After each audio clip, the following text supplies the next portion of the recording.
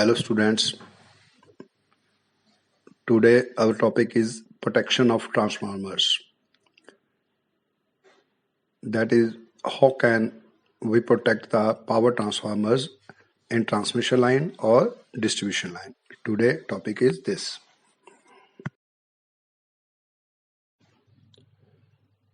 Protection of transformers. There are different kinds of transformers such as 2-winding or 3-winding electrical power transformers, auto transformers, regulating transformers, earthing transformers or rectifier transformers. मतलब different types ਦੇ ਜਿਹੜੇ ਟਰਾਂਸਫਾਰਮਰਸ ਆ ਮਤਲਬ ਜੋ ਦੱਸ ਰਿਹਾ ਕਿ ਕਿਹੜੇ ਕਿਹੜੇ ਪਹਿਲਾਂ ਕਹਿੰਦਾ ਕਿ ਜਿਹੜਾ ਇਲੈਕਟ੍ਰੀਕਲ ਪਾਵਰ ਆਪਾਂ ਟ੍ਰਾਂਸਫਰ ਕਰਦੇ ਆ ਜਿਹੜੇ ਸਬ ਸਟੇਸ਼ਨਸ ਜਾਂ ਪਾਵਰ ਹਾਊਸਿਸ ਤੇ ਲੱਗੇ ਹੁੰਦੇ ਆ ਫਿਰ ਕੁਝ ਆਟੋ ਟਰਾਂਸਫਾਰਮਰਸ ਹੁੰਦੇ ਆ ਜਿਹੜੇ ਕਿ ਆਟੋਮੈਟਿਕਲੀ ਸਾਨੂੰ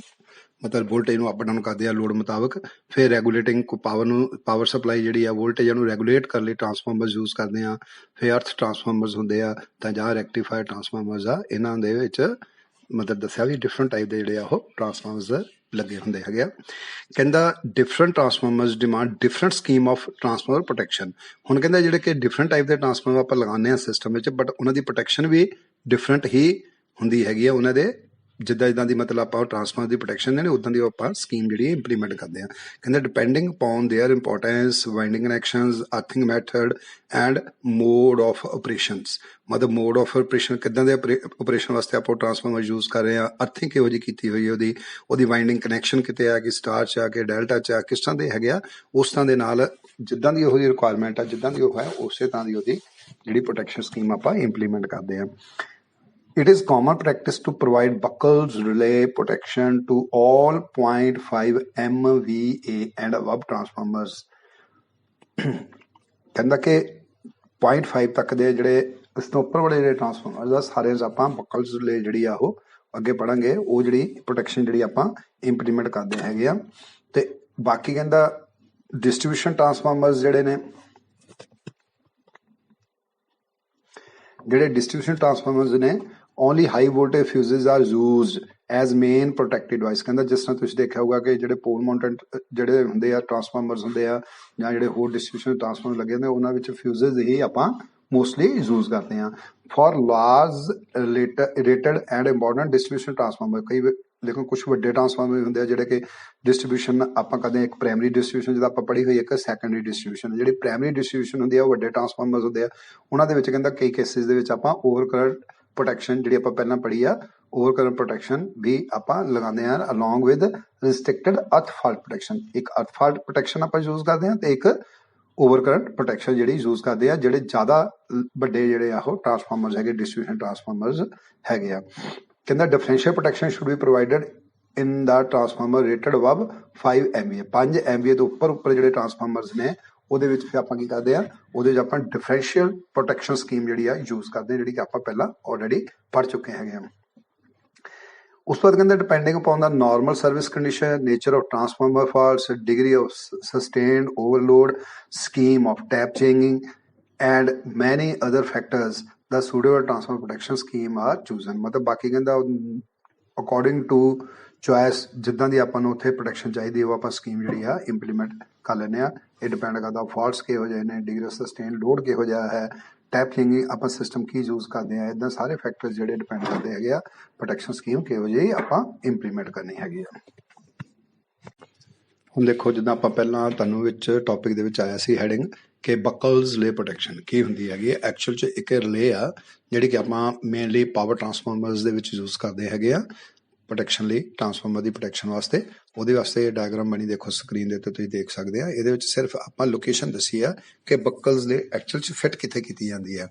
ਅਲੱਗ-ਅਲੱਗ ਪੋਜੀਸ਼ਨਸ ਹੁੰਦੀਆਂ ਰਿਲੇ ਦੀਆਂ ਕਿੱਥੇ ਫਿੱਟ ਕਰਨੀਆਂ ਕੁਛ ਰਿਲੇ ਜ਼ਿਆਦਾਤਰ ਰਿਲੇਜ਼ ਆਪਾਂ ਜਿਹੜੀਆਂ ਉਹ ਕੰਟਰੋਲ ਰੂਮ ਦੇ ਵਿੱਚ ਹੀ ਲਗਾਉਂਦੇ ਆ ਬਟ ਇਹ ਰਿਲੇ ਜਿਹੜੀ ਆ ਦੇਖੋ ਸਪੈਸ਼ਲੀ ਡਾਇਗਰਾਮ ਦੇ ਵਿੱਚ ਦੇਖੋ ਤੁਸੀਂ ਧਿਆਨ ਨਾਲ ਉੱਪਰ ਕੰਜ਼ਰਵੇਟਰ ਟੈਂਕ ਹੈਗਾ ਉਹਦੇ ਥੱਲੇ ਪਾਸੇ ਪਾਈਪ ਜਾ ਰਹੀ ਆ ਪਾਈਪ ਦੇ ਮੂਹਰੇ ਇੱਕ ਵਾਲ ਲੱਗਾ ਉਸ ਤੋਂ ਬਾਅਦ ਇੱਕ ਬਕਲਸ ਰਿਲੇ ਫਿੱਟ ਕੀਤੀ ਆ ਦੇਖੋ ਸਕੁਅਰ ਜੀ ਸ਼ੇਪ ਦੇ ਵਿੱਚ ਹੈ ਔਰ ਉਸ ਤੋਂ ਬਾਅਦ ਫਿਰ ਪਾਈਪ ਜਿਹੜਾ ਆ ਅੱਗੇ ਕਿੱਥੇ ਹੁੰਦਾ tank means transformer oil tank ਜਿਹੜਾ ਮੇਨ ਟੈਂਕ ਹੈਗਾ ਉੱਥੋਂ ਆਪਾਂ ਸ਼ੁਰੂ ਕਰਦੇ ਆ ਪਹਿਲਾਂ ਬਕਲਸ ਰਿਲੇ ਵਾਲ ਤਾਂ ਫਿਰ ਉਸ ਕੰਜ਼ਰਵੇਟਰ ਟੈਂਕ ਠੀਕ ਹੈ ਇਹ ਜਿਹੜੀ ਇਹਦੀ ਪੋਜੀਸ਼ਨ ਹੈਗੀ ਆ। ਮਤਲਬ ਇਹ ਬੇਸਿਕਲੀ ਜੇ ਤੁਹਾਨੂੰ ਵਾਈ ਵਿੱਚ ਕੁਐਸਚਨ ਪੁੱਛ ਲਿਆ ਜਾਂ ਉੱਦਾਂ ਪੁੱਛ ਲਿਆ, ਤੁਸੀਂ ਕੀ ਕਹੋਗੇ ਅਗਰ ਕभी but where is the position of Buchholz relay ਕਿੱਥੇ ਫਿੱਟ ਕਰਦੇ ਆਪਾਂ, ਤਾਂ ਤੁਸੀਂ ਕਹਿਣਾ ਸਿੰਪਲੀ ਕੰਜ਼ਰਵੇਟਰ ਟੈਂਕ ਤੇ ਮੇਨ ਟੈਂਕ ਦੇ ਵਿੱਚ ਜਿਹੜਾ ਪਾਈਪ ਹੈ ਉਹਦਾ ਕਨੈਕਟਿੰਗ ਪਾਈਪ ਆ ਉਹਦੇ ਵਿੱਚ ਆਪਾਂ ਇਹ ਰਿਲੇ ਜਿਹੜੀ ਆ ਲਗਾਉਂਦੇ ਹੈਗੇ ਆ। ਦੇਖੋ ਇਹ ਸਾਹਮਣੇ ਹੁਣ ਡਾਇਗਰਾਮ, ਇਹ ਡਾਇਗਰਾਮ ਜਿਹੜੀ ਆ ਇਹ ਹੈ connection and internal view of Buchholz relay. ਮਤਲਬ ਆਪਾਂ ਕਿੱਦਾਂ ਇਹਦਾ ਕਨੈਕਸ਼ਨ ਕੀਤਾ ਹੋਇਆ ਤੇ ਕਿੱਦਾਂ ਇਹਦਾ ਇੰਟਰਨਲ ਅੰਦਰਲੇ ਪਾਸੇ ਜਿਹੜਾ ਤੁਸੀਂ ਸਕੁਅਰ ਸ਼ੇਪ ਚ ਇੱਕ ਬਾਕਸ ਜਿਹਾ ਦੇਖਿਆ ਸੀ ਪਹਿਲੀ ਡਾਇਗਰਾਮ ਵਿੱਚ, ਉਹ ਐਕਚੁਅਲ ਚ ਅੰਦਰੋਂ ਜਿਹੜੀ ਉਹਦੀ ਸ਼ੇਪ ਕਿਹੋ ਜਿਹੀ ਆ ਉਹ ਤੁਹਾਡੇ ਸਕਰੀਨ ਦੇ ਸਾਹਮਣੇ ਦੇਖੋ ਸ਼ੋ ਕਰਦੀ ਪਈ ਆ। ਇਹ ਇੱਕ ਕਲੋਜ਼ ਵੈਸਲ ਹੁੰਦਾ ਹੈਗਾ। ਇਹਦੇ ਵਿੱਚ ਅਗਰ ਥੱਲੇ ਪਾਸੇ ਸ਼ੁਰੂ ਕਰੀਏ, ਦੇਖੋ ਰਾਈਟ ਲੈਫਟ ਸਾਈਡ ਦੇ ਉੱਤੇ ਫਰੋਮ ਟਰਾਂਸਫਾਰਮਰ ਮੇਨ ਟੈਂਕ, ਜਿੱਦਾਂ ਮੈਂ ਪਹਿਲਾਂ ਦੱਸਿਆ ਮੇਨ ਟੈਂਕ ਤੋਂ ਇੱਕ ਪਾਈਪ ਜਾਂਦਾ, ਉਹ ਪਾਈਪ ਜਿਹੜਾ ਇੱਥੇ ਉਹਦੀ ਇਨਲੈਟ ਬਣਦੀ ਹੈ, ਇਸ ਰਿਲੇ ਦੀ ਇਨਲੈਟ ਬਣਦੀ ਹੈ। ਤੇ ਇਹਦੇ ਬਿਲਕੁਲ ਦੂਜੇ ਪਾਸੇ ਆਪਣੀ ਸਾਈਡ ਤੇ ਦੇਖੋ ਥੱਲੇ ਪਾਸੇ ਟੂ ਕੰਜ਼ਰਵੇਟਰ ਟੈਂਕ। ਹੁਣ ਇਹ ਕੰਜ਼ਰਵੇਟਰ ਦੇ ਵਿੱਚ ਜਾਂਦਾ ਹੈਗਾ ਪਾਈਪ, ਮਤਲਬ ਮੇਨ ਟੈਂਕ ਤੋਂ ਐਂਟਰਸ ਹੁੰਦੀ ਆ ਤੇ ਕੰਜ਼ਰਵੇਟਰ ਟੈਂਕ ਵਾਲੇ ਪਾਸੇ ਹੁੰਦੀ ਇਹ ਇਹਦਾ ਆਊਟ ਹੋ ਜਾਂਦਾ ਆਇਲ ਦਾ। ਦੇਖੋ ਸਾਰੀ ਰਿਲੇ ਦੇ ਵਿੱਚ ਆਇਲ ਭਰਿਆ ਪਿਆ। ਇਹ ਆਇਲ ਜਿਹੜਾ ਉਹੀ ਆਇਲ ਆ ਜਿਹੜਾ ਟਰਾਂਸਫਾਰਮਰ ਆਇਲ ਹੈ, ਉਹ ਥਰੂ ਪਾਈਪ ਕੰਜ਼ਰਵੇਟਰ ਟੈਂਕ ਦੇ ਵਿੱਚ ਰਿਜ਼ਰਵ ਜਾਂਦਾ ਹੈਗਾ। ਮਤਲਬ ਜੋ ਘਾਟਾ ਵਾਧਾ ਜੋ ਆ, ਮਤਲਬ ਜੇ ਆਇਲ ਚਾਹੀਦਾ ਕੰਜ਼ਰਵੇਟਰ ਟੈਂਕ ਚੋਂ ਐਂਟਰ ਕਰ ਜਾਂਦਾ, ਜੇ ਅੰਦਰ ਗੈਸਿਸ ਬਣ ਜਾਂਦਾ ਤਾਂ ਆਟੋਮੈਟਿਕਲੀ ਉਹ ਜਿਹੜਾ ਕੰਜ਼ਰਵੇਟਰ ਟੈਂਕ ਦੇ ਵਿੱਚ ਗੈਸਿਸ ਜਿਹੜੀਆਂ ਹੌਲੀ ਹੌਲੀ ਸ਼ਿਫਟ ਹੋ ਜਾਂਦੀਆਂ। ਇਹਦੇ ਵਿੱਚ ਹੁਣ ਉਸ ਤੋਂ ਬਾਅਦ ਉੱਪਰਲੇ ਪਾਸੋਂ ਆਪਾਂ ਸ਼ੁਰੂ ਕਰਦੇ ਹਾਂ। ਸਭ ਤੋਂ ਪਹਿਲਾਂ ਦੇਖੋ ਲਿਖਾ ਰਿਲੀਜ਼ ਕੌਕ। ਅਗਰ ਕੋਈ ਤੁਸੀਂ ਗੈਸਿਸ ਵਗੈਰਾ ਰਿਲੀਜ਼ ਕਰਨੀ ਆ ਜਾਂ ਇਹਦੇ ਵਿੱਚ ਕੋਈ ਆਇਲ ਵਗੈਰਾ ਚੇਂਜ ਕਰਨਾ ਹੈ, ਥੱਲੇ ਪਾਸੇ ਟੈਸਟ ਕੌਕ ਹੈ, ਉੱਪਰਲੇ ਪਾਸੇ ਰਿਲੀਜ਼ ਕੌਕ ਬਣਿਆ ਹੋਇਆ। ਉਸ ਤੋਂ ਬਾਅਦ ਉੱਪਰਲੇ ਪਾਸੇ ਦੇਖੋ ਇੱਕ ਹਿੰਜ ਦੇ ਉੱਤੇ ਹਿੰਜ ਪੁਆਇੰਟ ਆ, ਉਹਦੇ ਉੱਤੇ ਇੱਕ ਲੀਵਰ ਲੱਗਾ ਹੋਇਆ। ਉਹਦੇ ਲੀਵਰ ਦੇ ਦੂਜੀ ਸਾਈਡ ਤੇ ਦੇਖੋ ਫਲੋਟ ਲੱਗਾ। ਮਤਲਬ ਇਹ ਫਲੋਟ ਤੇ ਜਿਹੜੀ ਹਿੰਜ ਆ ਇਹਦੇ ਗੱਬੇ ਜਿਹੜਾ ਇੱਕ ਸਟਿਪ ਲੱਗੀ ਹੋਈ ਆ, ਜਿਹੜੀ ਕਿ ਆਪਾਂ ਨੂੰ ਲੈਵਲ ਕਹਿ ਸਕਦੇ ਕੋਈ ਜਾਂ ਸਟਿਪ ਕਹਿ ਲਓ ਤੁਸੀਂ ਸਿੰਪਲੀ। ਇਹਦੇ ਉੱਤੇ ਇਹ ਜਿਹੜਾ ਆ ਹਿੰਜ ਦੇ ਉੱਤੇ ਇਹ ਅਪ ਐਂਡ ਡਾਊਨ ਜਿਹੜਾ ਹੈ ਫਲੋਟ ਆਇਲ ਲੈਵਲ ਦੇ ਹਿਸਾਬ ਨਾਲ ਉੱਪਰ ਥੱਲੇ ਹੁੰਦਾ। ਜਿੱਦਾਂ ਫਲਸ਼ ਟੈਂਕ ਦੇ ਵਿੱਚ ਤੁਸੀਂ ਦੇਖਿਆ ਹੋਊਗਾ ਇੱਕ ਫਲੋਟ ਲਗਾ ਹੁੰਦਾ, ਟੈਂਕ ਭਰ ਜਾਂਦਾ ਤਾਂ ਫਲੋਟ ਜਿਹੜਾ ਸਾਡੀ ਸਪਲਾਈ ਵਾਟਰ ਸਪਲਾਈ ਨੂੰ ਬੰਦ ਕਰ ਦਿੰਦਾ। ਜਦੋਂ ਫਲਸ਼ ਕਰਦੇ ਆ ਉਸ ਤੋਂ ਬਾਅਦ ਫਲੋਟ ਜਿਹੜਾ ਥੱਲੇ ਚੱਲ ਜਾਂਦਾ, ਕਿਉਂਕਿ ਫਲੋਟ ਨੇ ਵਾਟਰ ਲੈਵਲ ਦੇ ਉੱਤੇ ਫਲੋਟ ਕਰਨਾ ਹੁੰਦਾ ਤੇ ਉਹ ਥੱਲੇ ਜਾਂਦਾ ਤੇ ਪਾਣੀ ਜਿਹੜਾ ਚੱਲ ਪੈਂਦਾ। ਇਸੇ ਤਰ੍ਹਾਂ ਇਹਦੇ ਵਿੱਚ ਜਿਹੜਾ ਅਗਰ ਆਇਲ ਲੈਵਲ ਡਾਊਨ ਜਾਏਗਾ ਤਾਂ ਫਲੋਟ ਥੱਲੇ ਜਾਏਗਾ ਤੇ ਜਦੋਂ ਆਇਲ ਲੈਵਲ ਵੱਜੇਗਾ ਤਾਂ ਉੱਪਰ ਨੂੰ ਆਏਗਾ। ਇਸੇ ਤਰ੍ਹਾਂ ਹੀ ਇਹਦੇ ਉੱਤੇ ਬਿਲਕੁਲ ਫਲੋਟ ਦੇ ਜਿਹੜੇ ਤੇ ਹਿੰਜ ਦੇ ਗੱਬੇ ਜਿਹੜੀ ਸਟਿਪ ਬਣੀ ਹੋਈ ਆ ਉਹਦੇ ਉੱਤੇ ਦੇਖੋ ਇੱਕ ਮਰਕਰੀ ਸਵਿਚ ਫਿਟ ਹੈ, that is called mercury switch. Mercury ਕਿਉਂਕਿ ਕੰਡਕਟਿਵ ਮਟੀਰੀਅਲ ਤੇ ਹੈ ਲਿਕੁਇਡ ਸ਼ੇਪ ਦੇ ਵਿੱਚ ਹੁੰਦੀ ਇਹ ਮੈਟਲ, ਇਸ ਕਰਕੇ ਇਹ ਆਪਾਂ ਯੂਜ਼ ਕਰਦੇ ਹਾਂ। ਔਰ ਤੁਸੀਂ ਉਹਦੇ ਉੱਤੇ ਨਾਲ ਦੋ ਪੁਆਇੰਟਸ ਦੇਖੇ, ਦੇਖੋ ਇੱਕ ਮਰਕਰੀ ਦੇ ਵਿੱਚ ਡਿਪ ਹੈਗਾ, ਇੱਕ ਮਰਕਰੀ ਤੋਂ ਬਾਹਰਲੇ ਪਾਸੇ ਹੈਗਾ। ਇਹ ਦੋਨੇ ਪੁਆਇੰਟਸ ਜਿਹੜੇ ਕਿੱਥੇ ਜਾਂਦੇ ਆ to alarm circuit. Alarm circuit ਦੇ ਵਿੱਚ ਇਹ ਜਿਹੜੇ ਆ ਦੋ ਪੁਆਇੰਟਸ ਜਾਂਦੇ ਆ। ਤੇ ਉਸ ਤੋਂ ਬਾਅਦ ਥੱਲੇ ਪਾਸੇ ਆਈਏ, ਹੁਣ ਆਪਾਂ ਦੇਖੋ ਇੱਕ ਜਿਹੜੀ ਸ਼ੇਪ ਦੇ ਵਿੱਚ ਅਲੱਗ ਸ਼ੇਪ ਦੇ ਵਿੱਚ ਇੱਕ ਬਣਿਆ ਹੋਇਆ ਹਿੰਜ ਪੁਆਇੰਟ ਦੇ ਨਾਲ ਇੱਕ ਲੀਵਰ ਲੱਗਾ ਹੋਇਆ। ਤੁਸੀਂ ਦੇਖੋ ਉਹ ਲੀਵਰ ਦੇ ਥੱਲੇ ਪਾਸੇ ਸਟੇਟ ਜਾ ਕੇ ਫਿਰ ਟ੍ਰਾਇੰਗਲ ਉੱਪਰ ਨੂੰ ਐਂਗਲ ਸ਼ੇਪ ਦੇ ਵਿੱਚ ਜਾ ਕੇ ਫਿਰ ਹਿੰਜ ਬਣੀ ਆ। ਹਿੰਜ ਦਾ ਹੁੰਦਾ ਕਿ ਲੂਜ਼ ਪੁਆਇੰਟ, ਮਤਲਬ ਉੱਥੇ ਉਹ ਜਿਹੜਾ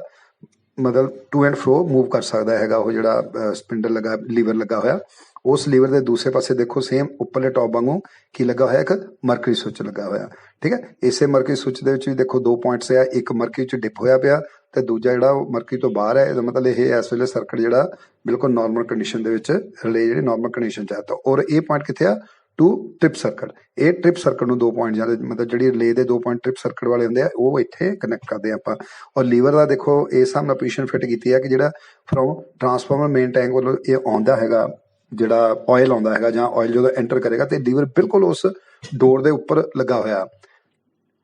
ਅਗਰ ਮਤਲਬ ਜ਼ਿਆਦਾ ਦੂਰ ਨਹੀਂ ਲਗਾਉਣਾ, ਬਿਲਕੁਲ ਉਹਦੇ ਲਾਗੇ ਲੱਗਾ ਹੋਇਆ ਹੈਗਾ। ਔਰ ਇਹਦੀ ਇਸ ਹਿਸਾਬ ਨਾਲ ਇਹਦੀ ਪੋਜੀਸ਼ਨ ਬਣਾਈ ਗਈ ਹੈ। ਬਾਕੀ ਅੱਗੇ ਡਿਟੇਲ ਮੈਂ ਤੁਹਾਨੂੰ ਸਮਝਾਉਣਾ, ਬਟ ਇਹ ਸਿੰਪਲ ਡਾਇਗਰਾਮ ਦੇ ਵਿੱਚ ਤੁਹਾਨੂੰ ਜੋ ਸੀ ਉਹ ਮੈਂ ਤੁਹਾਨੂੰ ਦੱਸਿਆ ਹੈਗਾ ਕਿ ਇੱਕ ਫਲੈਪ ਲੱਗਾ ਹੋਇਆ ਜਿਹੜਾ ਕਿ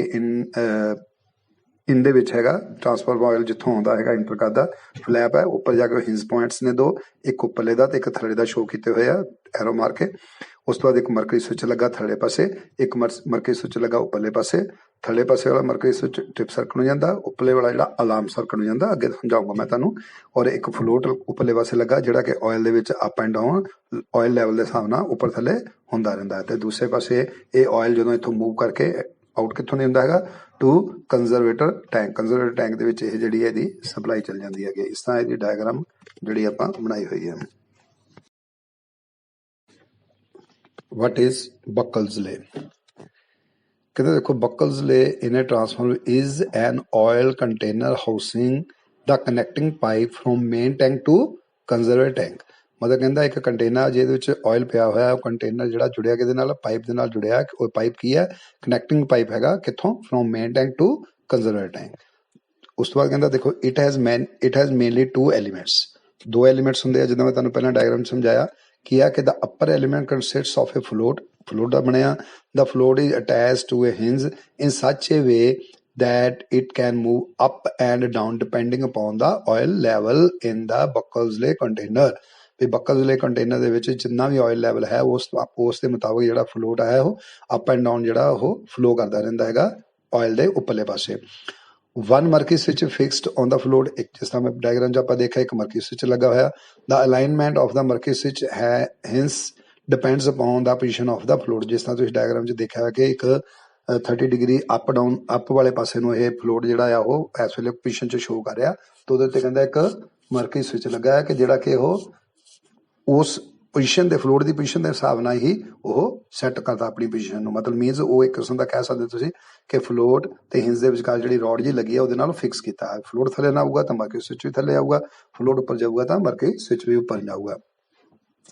ਉਸ ਤੋਂ ਬਾਅਦ ਕਹਿੰਦਾ the lower element consists of a baffle plate. Baffle plate means ਇੱਕ ਜਿੱਦਾਂ ਆਪਾਂ ਕਹਿ ਸਕਦੇ ਕਿ ਜਿਹੜੀ ਇਨਲੈਟ ਪਾਈਪ ਸੀਗੀ, ਜਿੱਥੇ ਇਨਲੈਟ ਆਇਲ ਅੰਦਰ ਐਂਟਰ ਕਰਨਾ, ਉਹਦੇ ਮੂਹਰੇ ਬਿਲਕੁਲ ਉਸ ਪਾਈਪ ਦੇ ਬਿਲਕੁਲ ਮੂਹਰਲੇ ਪਾਸੇ ਇੱਕ ਪਲੇਟ ਟਾਈਪ ਜਿਹੜਾ ਹੈ ਫਲੈਪ ਬਣਿਆ ਹੋਇਆ ਹੈ ਐਂਡ ਇਹ ਮਰਕਰੀ ਸਵਿਚ ਤੇ ਨਾਲ ਉਹਦੇ ਉੱਪਰਲੇ ਪਾਸੇ ਇੱਕ ਮਰਕਰੀ ਸਵਿਚ ਲੱਗਾ ਹੋਇਆ। This plate is fitted on a hinge just in front of the inlet. ਜਿੱਦਾਂ ਮੈਂ ਤੁਹਾਨੂੰ ਪਹਿਲਾਂ ਦੱਸਿਆ ਕਿ ਇਹ ਜਿਹੜੀ ਹਿੰਜ ਹੈ, ਜਿਹੜਾ ਇਹ ਫਲੈਪ ਹੈ ਜਾਂ ਉਹਨੂੰ ਕਹਿ ਸਕਦੇ ਵੈਫਲ ਪਲੇਟ ਹੈ, ਉਹ ਬਿਲਕੁਲ ਜਿਹੜੀ ਇਨਲੈਟ ਹੈ ਬਕਲਜ਼ਲੇ ਦੀ ਉਹਦੇ ਬਿਲਕੁਲ ਮੂਹਰੇ, ਬਿਲਕੁਲ ਫਰੰਟ ਦੇ ਉੱਤੇ ਉਹਨੂੰ ਫਿੱਟ ਕੀਤਾ ਆ। ਕਹਿੰਦਾ in such a way that when oil enters in the relay from the inlet in high pressure, the alignment of the baffle plate along with mercury switch attached to it will change। ਕਹਿੰਦਾ ਕਿ ਇਸ ਹਿਸਾਬ ਨਾਲ ਇਹ alignment fit ਕੀਤੀ ਜਾਂਦੀ ਆ ਕਿ ਜਦੋਂ ਪ੍ਰੈਸ਼ਰ ਦੇ ਨਾਲ ਆਇਲ ਆਵੇ ਅੰਦਰ, ਮਤਲਬ ਇੱਕਦਮ ਪ੍ਰੈਸ਼ਰ ਨਾਲ ਆਇਲ ਵਿੱਚ ਆਵੇ ਉਸ ਰਿਲੇ ਦੇ ਵਿੱਚ ਐਂਟਰ ਕਰੇ ਤਾਂ ਉਹ ਜਿਹੜੀ ਪਲੇਟ ਲੱਗੀ ਆ ਉਹਨਾਂ ਟਕਰਾਉਣ ਦੇ ਨਾਲ ਉਹ ਕੀ ਆ, ਪਲੇਟ ਦੀ ਜਿਹੜੀ ਪੋਜੀਸ਼ਨ ਆ ਉਹ ਚੇਂਜ ਹੋ ਜਾਂਦੀ ਹੈ। ਮਤਲਬ ਨੈਚੁਰਲ ਕਿ ਜਦੋਂ ਉੱਤੇ ਥਰਸਟ ਪੈਗੀ ਤਾਂ ਪਲੇਟ ਜਿਹੜੀ ਪਿੱਛੇ ਨੂੰ ਹੋਏਗੀ। ਤੁਸੀਂ ਡਾਇਗਰਾਮ 'ਚ ਧਿਆਨ ਨਾਲ ਦੇਖੋਗੇ, ਜੋ ਪਲੇਟ ਪਿੱਛੇ ਨੂੰ ਹੋਏਗੀ ਤਾਂ ਉਹਦੇ ਨਾਲ ਉੱਪਰਲੇ ਮਰਕਰੀ ਸਵਿਚ ਵਾਲੀ ਪੋਜੀਸ਼ਨ ਆ ਉਹ ਉੱਪਰ ਨੂੰ ਚੜ ਜਾਊਗੀ। ਅੱਗੇ ਕੀ ਕਹਿੰਦਾ, in addition to these main elements Buckley has gas release pockets on the top। The electrical leads from both mercury switch ਬਾਹਰ ਇਲੈਕਟ੍ਰੀਕਲ ਲੀਡ ਕੱਢੀਆਂ ਹੋਈਆਂ ਜਿਹਨੂੰ ਤੋਂ ਆਪਾਂ ਉਹਨੂੰ ਕਨੈਕਸ਼ਨ ਕਰਨੇ ਆ, ਤੇ ਇੱਕ ਟੌਪ ਦੇ ਉੱਤੇ ਜਿਹੜਾ ਰਿਲੀਜ਼ ਬਾਲ ਲੱਗਾ ਹੋਇਆ ਜਿਹੜਾ ਕਿ ਤੁਸੀਂ ਡਾਇਗਰਾਮ ਵਿੱਚ ਦੇਖ ਚੁੱਕੇ ਹੈਗੇ ਆ। Buckley ਵਰਕਿੰਗ ਪ੍ਰਿੰਸੀਪਲ, ਇਹਦੇ ਵਿੱਚ ਦੇਖੋ ਪਹਿਲਾ ਪੁਆਇੰਟ ਹੈ, ਕਹਿੰਦਾ Buckley function is based on very simple mechanical ਫਿਨੋਮੇਨਾ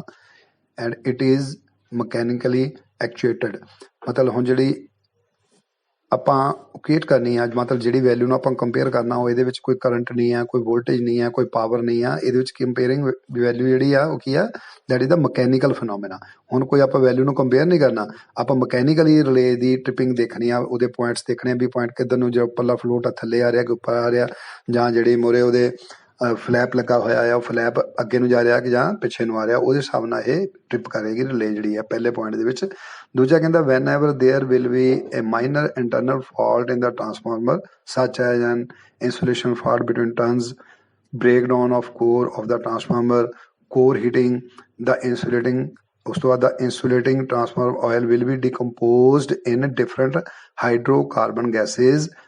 carbon dioxide gases and carbon monoxide gases. ਕਹਿੰਦਾ ਜਦੋਂ ਕਿਸੇ ਕਾਰਨ ਕਰਕੇ ਵੀ ਜਦੋਂ ਹੀਟ ਪ੍ਰੋਡਿਊਸ ਹੁੰਦੀ ਆ ਆਇਲ ਦੇ ਵਿੱਚ, ਜਿਹੜੀ ਉਹ ਡੀਕੰਪੋਜੀਸ਼ਨ ਹੋਣੀ ਸ਼ੁਰੂ ਹੋ ਜਾਂਦੀ ਆ ਔਰ ਆਇਲ ਜਿਹੜਾ ਡੀਕੰਪੋਜ਼ਡ ਹੁੰਦਾ ਹੈਗਾ ਹਾਈਡਰੋਕਾਰਬਨ ਗੈਸਿਸ ਦੇ ਵਿੱਚ, ਕਾਰਬਨ ਡਾਈਆਕਸਾਈਡ ਤੇ ਕਾਰਬਨ ਮੋਨੋਆਕਸਾਈਡ ਗੈਸਿਸ ਜਿਹੜੀਆਂ ਉਹ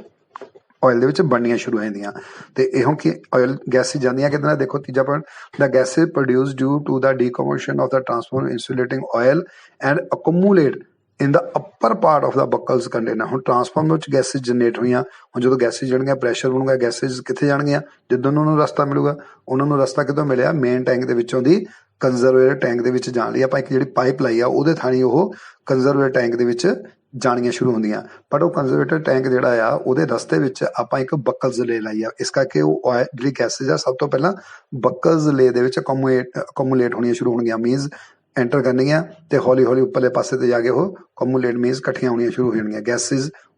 ਰਿਲੇ ਦੇ ਉੱਪਰਲੇ ਪੋਰਸ਼ਨ ਵਿੱਚ ਜਿਹੜੀ ਤੁਸੀਂ ਡਾਇਗਰਾਮ ਦੇਖੀ ਆ ਉਹਦੇ ਚ ਇਕੱਠੀਆਂ ਹੋਣੀ ਸ਼ੁਰੂ ਹੋਈਆਂ ਬਣਦੀਆਂ ਹੈਗੀਆਂ ਮੇਨ ਟੈਂਕ ਦੇ ਵਿੱਚ ਗੈਸਿਸ ਬਣ ਰਹੀਆਂ ਪਰ ਇਕੱਠੀਆਂ ਹੋ ਰਹੀਆਂ ਬਕਲਸ ਰਿਲੇ ਦੇ ਉੱਪਰਲੇ ਪੋਰਸ਼ਨ ਦੇ ਵਿੱਚ ਇਕੱਠੀਆਂ ਹੋ ਰਹੀਆਂ which causes fall of oil level in ਜਿਹੜੀਆਂ ਕਿ ਉਹ ਹੋਏ ਜਦੋਂ ਪ੍ਰੈਸ਼ਰ ਦੇ ਨਾਲ ਜਦੋਂ ਗੈਸਿਸ ਉੱਪਰ ਬਣੇ ਹੁੰਦੀਆਂ ਤਾਂ ਆਇਲ ਦਾ ਪ੍ਰੈਸ਼ਰ ਜਿਹੜਾ ਆਇਲ ਦਾ ਲੈਵਲ ਜਿਹੜਾ ਹੌਲੀ ਹੌਲੀ ਉਹ ਡਾਊਨ ਹੋਣਾ ਸ਼ੁਰੂ ਹੋ ਜਾਂਦਾ ਹੈਗਾ। ਉਸ ਤੋਂ ਬਾਅਦ ਕਹਿੰਦਾ ਦੇਖੋ fall of oil level means lowering the position of float. ਹੁਣ ਨੈਚੁਰਲ ਹੈ ਕਿ ਫਲੋਟ ਜਿਹੜਾ ਆਇਲ ਦੇ ਉੱਤੇ ਫਲੋਟ ਕਰ ਰਿਹਾ ਹੁਣ ਆਇਲ ਹੀ ਜਦੋਂ ਥੱਲੇ ਨੂੰ ਆਉਣਾ ਸ਼ੁਰੂ ਹੋ ਜਾਏਗਾ ਲੈਵਲ ਉਹਦਾ ਡਾਊਨ ਹੋਏਗਾ ਤਾਂ ਨੈਚੁਰਲ ਫਲੋਟ ਦਾ ਲੈਵਲ ਵੀ ਡਾਊਨ ਆਉਣਾ ਸ਼ੁਰੂ ਹੋਏਗਾ। ਹੁਣ ਇਸ ਫਲੋਟ ਦੇ ਨਾਲ ਅਟੈਚ ਹੈ mercury switch thereby tilting the mercury switch. ਹੁਣ ਨੈਚੁਰਲ ਹੈ ਕਿ ਫਲੋਟ ਡਾਊਨ ਆਏਗਾ ਤਾਂ ਮਰਕਰੀ ਸਵਿਚ ਵੀ ਸਾਡਾ ਡਾਊਨ ਆਏਗਾ। ਹੁਣ ਕੀ ਕਹਿੰਦਾ ਪੰਜਵੇਂ ਪੁਆਇੰਟਸ ਦੇਖੋ the contacts of this mercury switch are closed and an alarm circuit energized। ਹੁਣ ਨੈਚੁਰਲ ਹੈ ਕਿ ਜਦੋਂ ਤੁਸੀਂ ਪਹਿਲਾਂ ਡਾਇਗਰਾਮ 'ਚ ਦੇਖਿਆ ਮਰਕਰੀ ਦੀ ਪੋਜੀਸ਼ਨ ਤਾਂ ਨੂੰ ਆ ਮਰਕਰੀ ਸਵਿਚ ਦੀ ਜਦੋਂ ਮਰਕਰੀ ਪੋਜੀਸ਼ਨ ਥੱਲੇ ਨੂੰ ਆ ਰਹੀ ਹੈ ਤਾਂ ਤੁਸੀਂ ਦੇਖੋਗੇ ਦੋਨੇ ਜਿਹੜੇ ਉਹਦੇ ਪੁਆਇੰਟਸ ਆ ਮਰਕਰੀ ਸਵਿਚ ਦੇ ਅੰਦਰ ਲੱਗੇ ਉਹ ਮਰਕਰੀ ਨਾਲ ਕਵਰ ਹੋ ਜਾਂਦੇ ਆ ਮਤਲਬ ਇਨ ਟੱਚ ਹੋ ਜਾਂਦੇ ਦੋਨੇ ਮਰਕਰੀ ਦੇ ਨਾਲ ਤਾਂ ਉਹਦੇ ਨਾਲ ਕੀ ਹੁੰਦਾ ਕਹਿੰਦਾ ਅਲਾਰਮ ਸਰਕਟ ਜਿਹੜਾ ਐਨਰਜਾਈਜ਼ ਹੋ ਜਾਂਦਾ। ਬਟ ਉਸ ਤੋਂ ਇਲਾਵਾ ਕਹਿੰਦਾ some time due to oil leakage on the main tank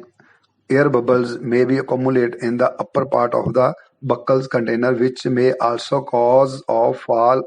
of oil level in it and the alarm circuit will be energized। ਕਹਿੰਦਾ ਪਰ ਕਈ ਵਾਰੀ ਕਹਿੰਦਾ ਮਾੜਾ ਮੋਟਾ ਮੇਨ ਟੈਂਕ ਦੇ ਵਿੱਚ ਜੋ ਲੀਕੇਜ ਹੁੰਦੀ ਆ ਆਇਲ ਦੀ ਲੀਕੇਜ ਹੁੰਦੀ ਹੈ ਤਾਂ ਉਹਦੇ ਨਾਲ ਵੀ 에ਅਰ ਬਬਲਸ ਬਣਨੇ ਸ਼ੁਰੂ ਹੋ ਜਾਂਦੇ ਆ ਤਾਂ ਉਹ ਵੀ 에ਅਰ ਬਬਲਸ ਜਿਹੜੇ ਆ ਹੌਲੀ ਹੌਲੀ ਉਹ ਬਕਲਸ ਦੇ ਉੱਪਰਲੇ ਪੋਰਸ਼ਨ ਵਿੱਚ ਕਮੂਲੇਟ ਹੋਣੇ ਸ਼ੁਰੂ ਹੋ ਜਾਂਦੇ ਆ। ਹੁਣ ਉਹ ਜਿਹੜੇ ਕਮੂਲੇਟ ਹੋਣੇ ਸ਼ੁਰੂ ਹੁੰਦੇ ਆ ਉਹਦੇ ਕਰਕੇ ਵੀ ਸਾਡਾ ਜਿਹੜਾ ਮਰਕਰੀ ਸਵਿਚ ਆ ਕਈ ਵਾਰੀ ਥੱਲੇ ਨੂੰ ਆ ਜਾਂਦਾ ਤਾਂ ਉਹਦੇ ਨਾਲ ਵੀ ਅਲਾਰਮ ਸਰਕਟ ਆਨ ਹੋ ਜਾਂਦਾ ਤੇ ਜਿਹੜਾ ਅਟੈਂਡੈਂਟ ਨੂੰ ਪਤਾ ਲੱਗਣ ਲੱਗ ਪੈਂਦਾ ਵੀ ਆਇਲ ਲੈਵਲ ਥੱਲੇ ਜਾ ਰਿਹਾ ਤਾਂ ਮਤਲਬ ਜਾਂ ਤਾਂ ਕੋਈ ਹੀਟਿੰਗ ਫਾਲਟ ਜਨਰੇਟ ਹੋ ਗਿਆ ਹੈਗਾ ਜਾਂ ਥੋੜੀ ਬਹੁਤ ਓਵਰਲੋਡਿੰਗ ਹੋਣੀ ਸ਼ੁਰੂ ਹੋਈ ਆ ਕੋਰ ਫਾਲਟ ਪੈ ਗਿਆ ਜਾਂ ਆਇਲ ਦਾ ਲੈਵਲ ਵੈਸੇ ਲੀਕੇਜ ਕਰਕੇ ਜਿਹੜਾ ਉਹ ਘਟ ਰਿਹਾ ਇਸ ਕਰਕੇ ਉਹ ਅਲਰਟ ਹੋ ਜਾਂਦਾ ਹੈਗਾ। ਕਹਿੰਦਾ ਬਾਈ collecting the accumulated gases from the gas release pocket on the top of the relay and the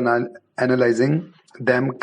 one can predict the type of fault in the transformer। ਜਦੋਂ ਕਹਿੰਦਾ ਉਹ ਗੈਸਿਸ ਜਿਹੜੀਆਂ ਬਣਨੀਆਂ ਸ਼ੁਰੂ ਹੁੰਦੀਆਂ ਟੌਪ ਦੇ ਉੱਤੇ ਇਕੱਠੀਆਂ ਸ਼ੁਰੂ ਹੁੰਦੀਆਂ ਤਾਂ ਅਟੈਂਡੈਂਟ ਜਿਹੜਾ ਪ੍ਰੈਡਿਕਟ ਕਰ ਲੈਂਦਾ ਵੀ ਕਿਹੋ ਜਿਹਾ ਕੋਈ ਫਾਲਟ ਜਿਹੜਾ ਉਹ ਟਰਾਂਸਫਾਰਮਰ ਵਿੱਚ ਪੈ ਰਿਹਾ ਹੈਗਾ ਮੇਨ ਦੇ ਵਿੱਚ ਪੈ ਰਿਹਾ ਹੈਗਾ।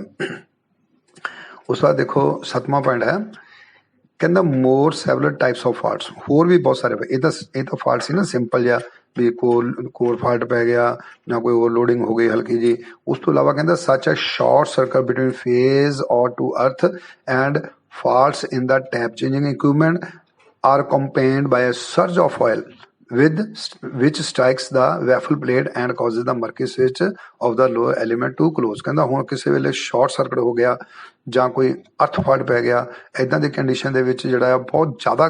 ਕਰੰਟ ਪ੍ਰੋਡਿਊਸ ਹੋਣ ਕਰਕੇ ਬਹੁਤ ਜ਼ਿਆਦਾ ਹੀਟ ਲਾਸਿਸ ਹੋਣਗੇ ਉਹ ਜਿਹੜੇ ਹੀਟ ਲਾਸਿਸ ਵਿੱਚ ਬਹੁਤ ਜ਼ਿਆਦਾ ਗੈਸ ਨੂੰ ਬਣਾਉਣਗੇ ਜਾਂ ਆਇਲ ਜਿਹੜਾ ਉਹ ਪੁਸ਼ ਹੋ ਜਾਊਗਾ ਇੱਕਦਮ ਆਇਲ ਦੀ ਕੋਸ਼ਿਸ਼ ਹੋਊਗੀ ਕਿਉਂਕਿ ਅੰਦਰ ਟਰਬੂਲੈਂਸ ਕ੍ਰੀਏਟ ਹੋ ਗਈਆਂ ਇਸ ਕਰਕੇ ਆਇਲ ਜਿਹੜਾ ਕੀ ਕਰੂਗਾ ਉਹ ਕੰਜ਼ਰਵੇਟਰ ਟੈਂਕ ਵੱਲ ਨੂੰ ਪੁਸ਼ ਹੋਣਾ ਸ਼ੁਰੂ ਹੋ ਜਾਊਗਾ। ਜਦੋਂ ਇਨਲੈਟ ਦੇ ਵਿੱਚੋਂ ਦੀ ਪੁਸ਼ ਹੋਏਗਾ ਤਾਂ ਜਿਹੜੀ ਸਾਡੀ ਬਕਲਸ ਰੇ ਦੀ ਇਨਲੈਟ ਪੋਜੀਸ਼ਨ ਦੇ ਵਿੱਚ ਮੂਹਰੇ ਜਿਹੜਾ ਵੈਫਲ ਪਲੇਟ ਲੱਗੀ ਹੋਈ ਆ ਉਹਨੂੰ ਇੱਕਦਮ ਸਟ੍ਰਾਈਕ ਕਰੂਗਾ ਜਦੋਂ ਉਹਨੂੰ ਸਟ੍ਰਾਈਕ ਕਰੂਗਾ ਤਾਂ ਉਹ ਵੈਫਲ ਪਲੇਟ ਜਿਹੜੀ ਆਪਣੀ ਪੋਜੀਸ਼ਨ ਤੋਂ ਲਿਫਟ ਕਰ ਜੂਗੀ ਉਹਦੇ ਨਾਲ ਕੀ ਆ ਕਿ ਮਰਕਰੀ ਸਵਿਚ ਜਿਹੜਾ ਉਹ ਆਨ ਹੋ ਜਾਏਗਾ। ਕਹਿੰਦਾ this mercury switch energize the trip circuit of the circuit breaker associated with the transformer and immediately isolate the faulty transformer from the rest of electrical power system. ਹੁਣ ਨੈਚੁਰਲ ਹੈ ਕਿ mercury switch ਆਪਾਂ ਕਿੱਥੇ ਲਗਾਇਆ ਤੁਸੀਂ ਦੇਖਿਆ position ਦੇ ਵਿੱਚ ਵੀ ਆਪਾਂ ਲਗਾਇਆਗਾ ਕਿੱਥੇ ਟ੍ਰਿਪ ਸਰਕਟ ਨੂੰ ਤਾਂ ਨੈਚੁਰਲ ਹੈ ਜਦੋਂ ਮਰਕਰੀ ਸਵਿਚ ਆਨ ਹੋਏਗਾ due to rush of oil in the Buchholz relay ਉਹ ਰਸ਼ ਹੋਣ ਦੇ ਨਾਲ ਇੱਕਦਮ ਜਦੋਂ ਪਾਈਪ 'ਚ ਐਂਟਰ ਕਰੇਗਾ ਤਾਂ ਸਾਡੀ ਜਿਹੜੀ ਵੈਫਲ ਪਲੇਟ ਮੂਵ ਕਰੇਗੀ ਅੱਗੇ ਨੂੰ ਮੂਵ ਕਰੇਗੀ ਤਾਂ ਉਹਦਾ ਉੱਪਰਲਾ ਲੀਵਰ ਜਿਹੜਾ ਉਹ ਤਾਂ ਚੜੂਗਾ ਉਹਦੇ ਨਾਲ ਜਿਹੜਾ ਸਾਡਾ ਮਰਕਰੀ ਸਵਿਚ ਆ ਉਹ ਆਨ ਹੋ ਜਾਏਗਾ। ਉਸ ਪੋਜੀਸ਼ਨ ਦੇ ਵਿੱਚ ਸਾਡੀ ਟ੍ਰਿਪਿੰਗ ਸਰਕਟ ਸਿੱਧਾ ਡਾਇਰੈਕਟ ਜਿਹੜਾ ਸਾਡੇ ਟਰਾਂਸਫਾਰਮਰ ਨੂੰ ਬਾਕੀ ਸਾਰੇ ਪਾਵਰ ਸਿਸਟਮ ਨਾਲ ਉਹ ਆਈਸੋਲੇਟ ਕਰ ਦੇਗਾ ਅਲੱਗ ਕਰ ਦੇਗਾ ਥਰੂ ਸਰਕਟ ਬ੍ਰੇਕਰਸ।